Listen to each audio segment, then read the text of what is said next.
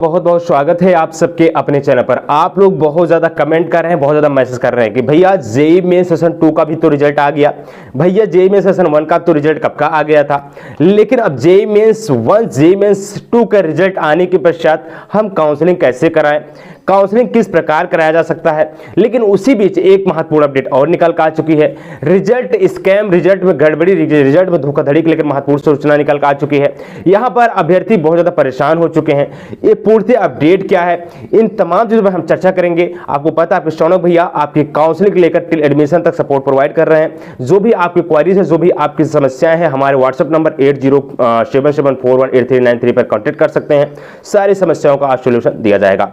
बात किया जा रहा है दोस्तों जेईई मेंस 2 के दोस्तों रिजल्ट जारी तो हुआ, लेकिन यहां पर बहुत सारे परिणाम पर रोक लगा दिया गया है। रिजल्ट में बिग मिस्टेक हो चुका है। एनटीए का स्टेटमेंट क्या है आइए मैं पूर्णतः आपको रूबरू कराता हूं। उससे पहले अगर आप काउंसलिंग संबंधित या फिर एडमिशन संबंधित कोई भी क्वेरीज है तो हमारे व्हाट्सएप नंबर पर कांटेक्ट कर सकते हैं और चैनल को सब्सक्राइब कर सकते हैं, क्योंकि आपके शौनक भैया शुरुआत से लेकर के आपको लास्ट तक अपडेट प्रोवाइड कर रहे हैं। आइए मैं पूर्णतः अपडेट से रूबरू कराते हैं। आपको पता है अगर कम रैंक कम स्टाइल है ना, तब भी हम आपको प्राइवेट कॉलेज में बेस्ट कॉलेज में एडमिशन करा के देंगे, क्योंकि अभी तक हमने 12 से 15 कॉलेज का रिव्यू कर चुका हूं। क्वांटम यूनिवर्सिटी का दोस्तों यहां पे रिव्यू करने वाला हूं, उसका भी वीडियो आप जरूर देखिएगा। Quantum one of the best private college है, ये इसको आप इसका रिव्यू आप जरूर देखिएगा। हाँ दोस्तों, यहां पर आप देख सकते हैं लिखा गया जेईई मेंस 2024 जनवरी व अप्रैल में अलग अलग रजिस्ट्रेशन नंबर से परीक्षा देने वाले परीक्षार्थियों को आई दिक्कत। मैंने आपको पहले ही बता रखा था, अगर आप जेईई मेंस की परीक्षा दिए हैं, अगर आप जेईई मेंस 1 की दिए हैं, अगर जेईई मेंस 2 का देना चाहते हैं तो अलग अलग रजिस्ट्रेशन कभी मत करिएगा। जेईई मेंस सेशन 1 का जो रजिस्ट्रेशन है उसी रजिस्ट्रेशन को डाल करके जेईई मेंस सेशन 2 का फॉर्म फिलअप करिएगा। लेकिन आपने गलतियां किया जिसका आपको परिणाम आप देख सकते हैं। जेईई मेंस जनवरी के रिजल्ट पर ही जारी कि AIR डुप्लीकेट एप्लीकेशन नंबर वाले सैकड़ों का परिणाम रुक गया है। जेईई मेंस 2024 सैकड़ों विद्यार्थियों को अप्रैल सेशन परिणाम रोक दिए गए हैं। परीक्षा देने के बावजूद इन विद्यार्थियों सेशन 2 के परिणाम जारी नहीं हुए हैं और परिणाम डुप्लीकेट एप्लीकेशन नंबर कारण बताया गया है। अप्रैल सेशन के लिए 10,67,959 विद्यार्थियों की परीक्षा दी, जिनमें से 8,22,899 विद्यार्थियों को अप्रैल के साथ साथ जनवरी परीक्षा भी दी है। इसके अतिरिक्त 2,45,060 विद्यार्थी ऐसे जिन्होंने अप्रैल सेशन के लिए आवेदन कर दिया था और 2,45,000 विद्यार्थी, सैकड़ों विद्यार्थी ऐसे हैं जिन्होंने जनवरी अप्रैल में अलग अलग सेशन नंबर परीक्षा दी। इन्हीं विद्यार्थियों के डाटा को मैच करने के बाद डुप्लीकेट एप्लीकेशन मानते हुए रिजल्ट जारी नहीं किए गए। एलन कैरियर इंस्टीट्यूट के career counselling expert Amit Ahuja ने बताया कि परिणाम जारी होने के साथ ही कई मामले ऐसे सामने आए हैं जहां वे विद्यार्थियों अप्रैल सेशन के परिणाम जारी किए गए थे और ऑल इंडिया रैंक जनवरी सेशन का परिणाम आधार ही जारी किए गए थे। साथ ही इन विद्यार्थियों के अप्रैल सेशन परिणाम को में NA नॉट अवेलेबल लिखा हुआ था। ठीक है ना, यहाँ दोस्तों आप देख सकते हैं।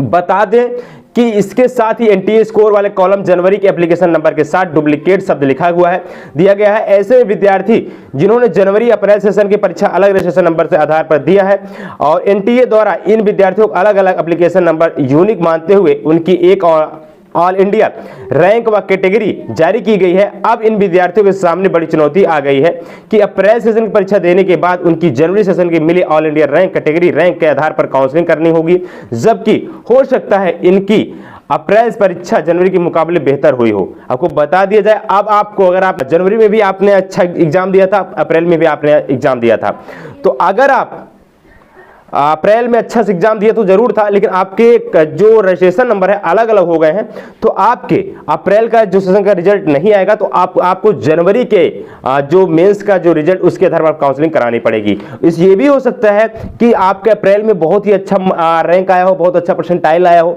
ये भी हो सकता है, लेकिन अब आपकी दिक्कतें बढ़ जाएंगी। एक्सपर्ट ने कहा रिजल्ट रोकने की बात पहले नहीं की गई थी। एक्सपर्ट ने यह भी कहा कि जो रिजल्ट है वो रोकने की बात पहले नहीं कही गई थी।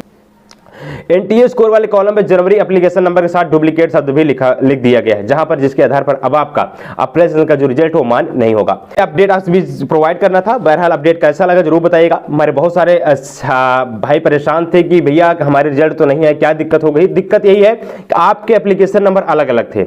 अगर आपके एप्लीकेशन नंबर अलग अलग होंगे तो आपका रिजल्ट नहीं आएगा। मैं पहले भी बता रखा था, यही हुआ, आपने देखा आपके रिजल्ट पर रोक लग गया है। बहरहाल जो भी और अपडेट आएगी चैनल के बाद बताया जाएगा।